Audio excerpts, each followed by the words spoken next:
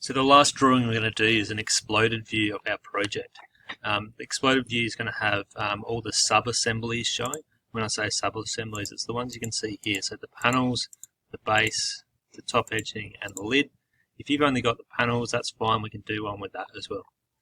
So what we're going to do is we're going to move from the design tab now into the animation tab. The animation makes a little video. So you might find that you have something in this section already. So if you've got something like this, you can delete it. Move the timeline back to the little red curtains kind of area here, which is your starting point. Home your view, so it's a nice isometric view, kind of like that. It doesn't matter how much you zoomed in and out. You probably want to be zoomed out just a little bit.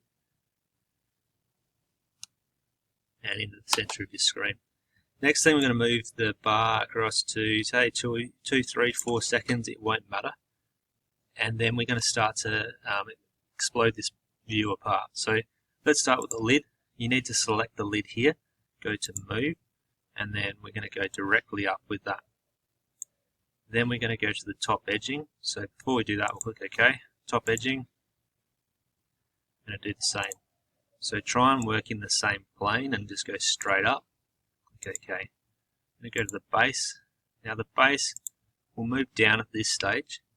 We don't need to go quite as far with that because the sides are going to come out, which will open up some space underneath.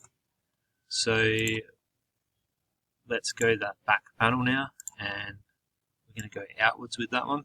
Go to a space where it's nice and clear so you can definitely see a gap between the work. We're going to do the front panel now. I'm going to move that one forward so it's clear. And the side panels, so click it, come up onto the side and come out that way. And this one is your last panel. So that's looking pretty good. We might need to zoom out a little bit so we can see everything. The base could possibly come up a little bit, so you can do some fine adjustments so it looks good. And you can see all our sub-assemblies now are separate from each other. If I press the play button, it's just underneath the view here. If I press the play button here, you'll see it should move from the starting point to the bottom. I've got a bit of a glitch. I'll click OK. Here we go. You can see it's a kind of looping video of the pieces coming apart.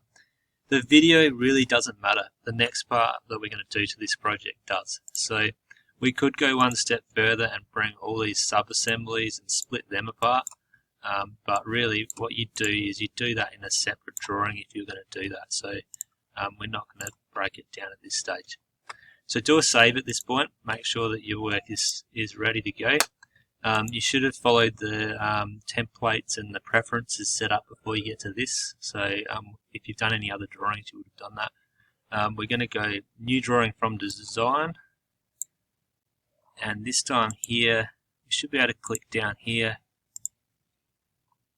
Actually, I'll cancel that. We're going to go new drawing from animation. So new drawing from animation. And you can see it's storyboard 1, which is our storyboard down here. And it will do the drawing based on what your last view is here. So I've got this set, I've got my template, I'll click OK. It'll bring in this view into a technical drawing. So you can see that. I'm going to make the scale a little bit bigger because we can fill the page with this one. So for mine, 1 to 15 on an A4 works really well. Click OK. This one here can be line work, or if you'd like, you can do a shaded view as well. And then we're going to insert a partlet list. So with this table, if I click it, place it up in the top corner, and you can see it's a diagram. It's using this as a diagram with labeled components. I'm going to double click this. You can see material is still. That's the default in Fusion. We can go back into the parts and make them pine like we're going to use, or plywood. But at this stage we're going to just delete the materials, and for this one we're going to delete the description too. So all we're going to have is the item number, which corresponds here, and the amount. So you can see the end panel, we're going to have 2 of them. The front and back panel, we're going to have 2 of them. The base, it's not one piece, but it's one sub-assembly, so it shows it there. Same with the lid and the top edging. So hopefully you got your names right in the last process. We can adjust the table here a little bit just so it's neat. Same with the labels here too. We can label them up so they look not overlapping and pretty neat. It does take a little bit of playing around with before you're happy with it, but try and line the dots up nicely so they don't overlap and it's presented nice and neatly.